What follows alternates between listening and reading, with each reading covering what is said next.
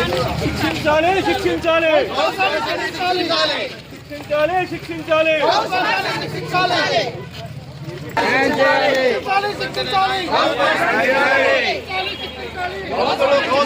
శిక్షించాలి నిందితుడు గోస్ భాషను శిక్షించాలి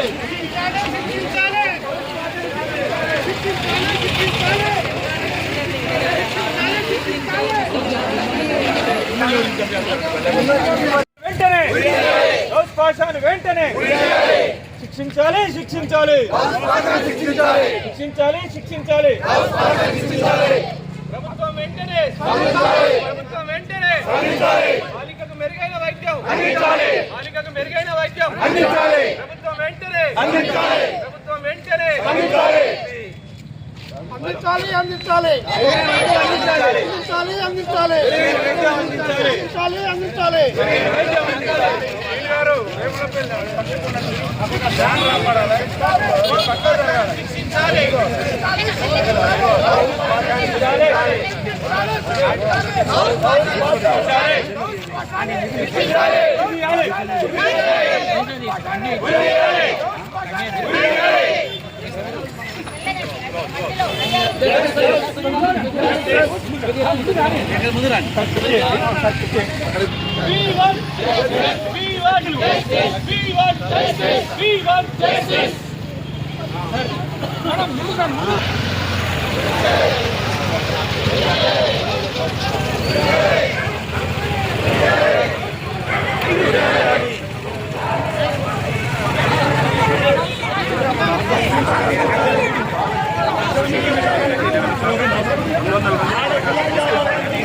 రోడ్డు మీద ఇష్టం వచ్చినట్టు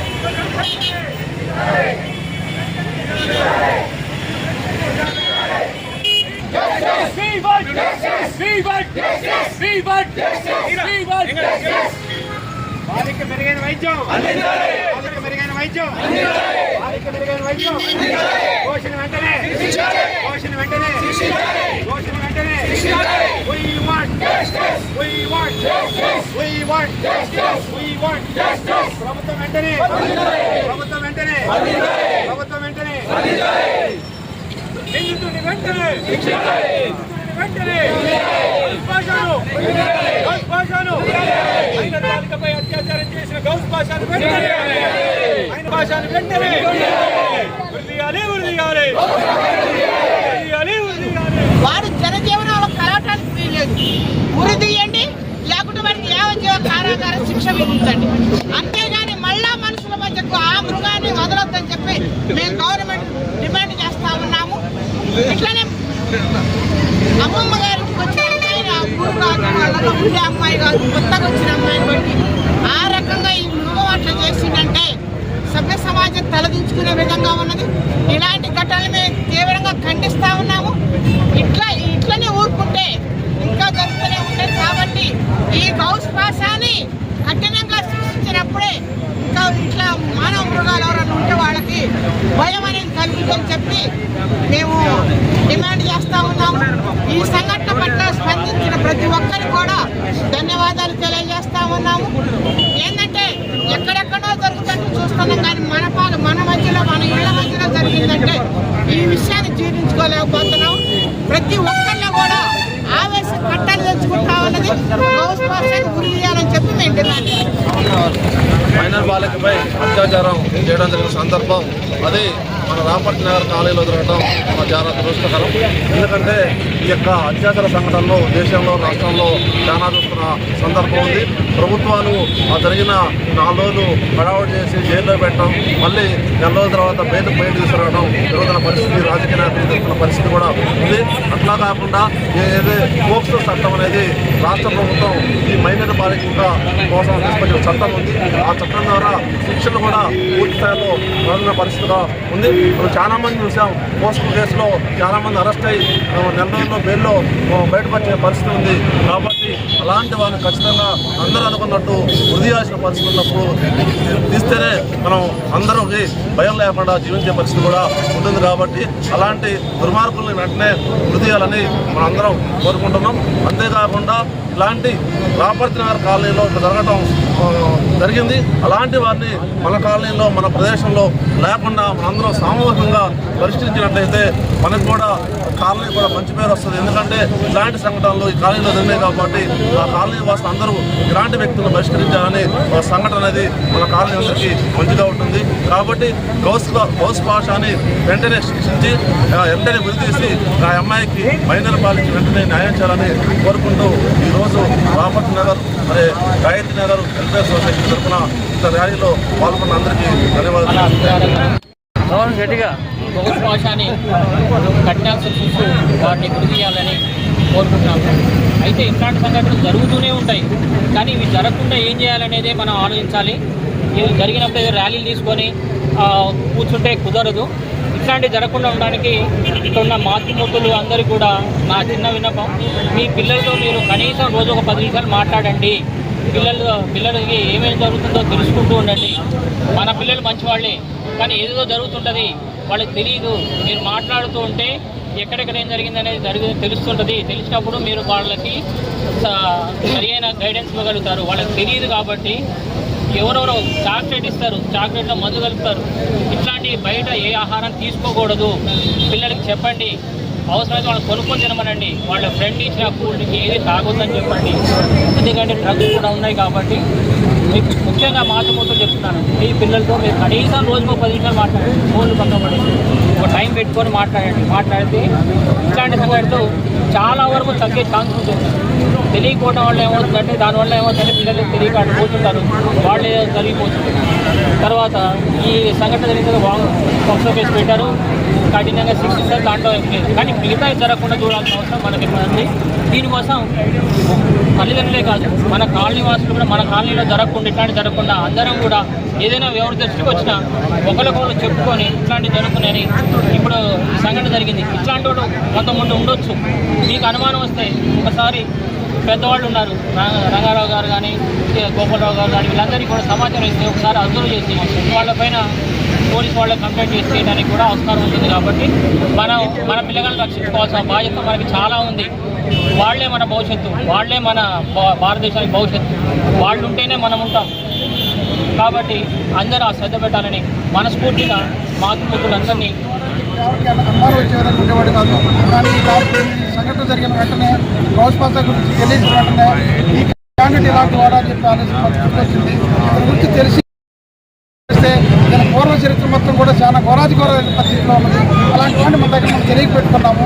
అలాంటి పరిస్థితుల్లోనే ఇంకా మంత్రులు ఉన్నారు, మహిళలు, పిల్లలు వీళ్ళందరూ కూడా జాగ్రత్తగా రెండుకి ఇచ్చినప్పుడు 1-2 ఆలోచించి మధ్యవాళ్ళ కాదని విచారించుకున్న తర్వాత ఇవ్వండి.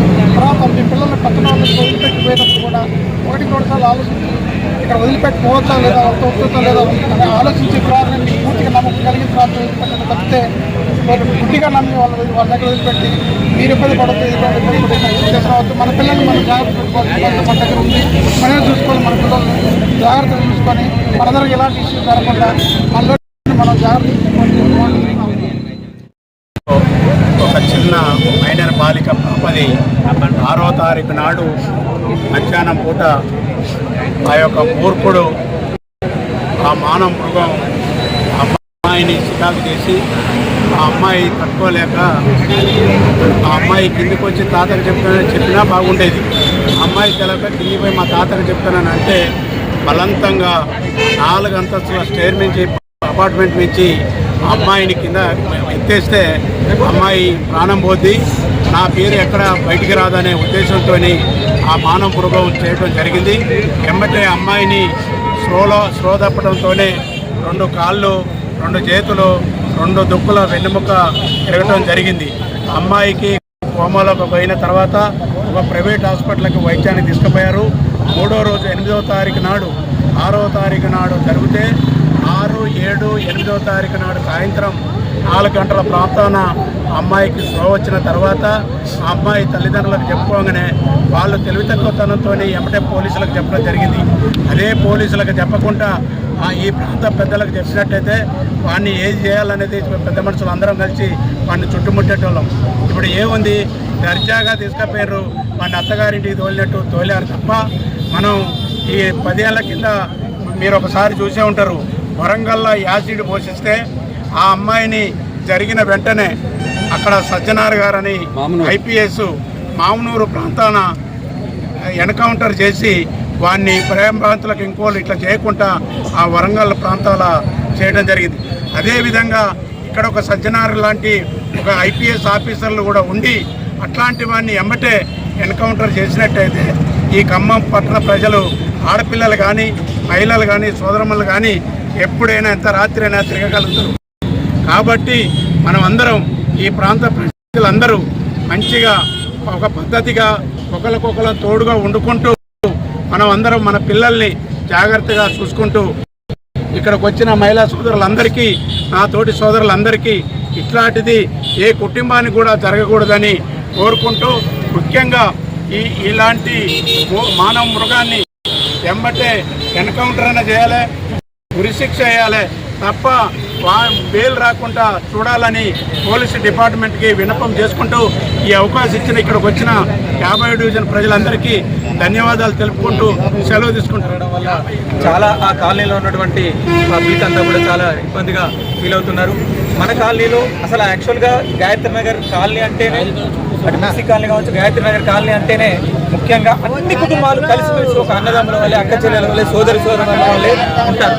అట్లాంటి కాలనీలో ఇట్లాంటి నిందితుడు ఎంటర్ అయ్యి, గత కొద్ది నెలల క్రితమే మా కాలనీలోకి ఎంటర్ అయ్యి మైనర్ బాలిక పట్ల ఇంత నీచంగా ఈ వ్యక్తిని దయచేసి ప్రభుత్వం వెంటనే స్పందించి, పోలీస్ శాఖ వారు కూడా స్పందించి ఇమీడియట్లీ వారిని అత్యంత కఠినంగా ఆ పనిష్మెంట్ చూస్తే భవిష్యత్తులో ఎవడైనా ఇలాంటిది చేయాలన్నా కూడా భయపడే విధంగా వారిని శిక్షించాలని మనస్ఫూర్తిగా ఈ గాయత్రి నగర్ తరఫున కోరుకుంటున్నాం. అలాగే ప్రతి ఒక్క పేరెంట్ కూడా ఇట్లాంటి సంఘటనల పట్ల ఎంతో కొంత వాళ్ళ పిల్లలను గుడ్ టచ్, బ్యాడ్ టచ్గా ప్రతిదీ అంశం పిల్లలకు తెలియజేయాల్సిందిగా మనస్ఫూర్తిగా కోరుకుంటూ ఇట్లాంటివి పునరావృతం కాకుండా ఉండాలని కోరుకుంటున్నాం.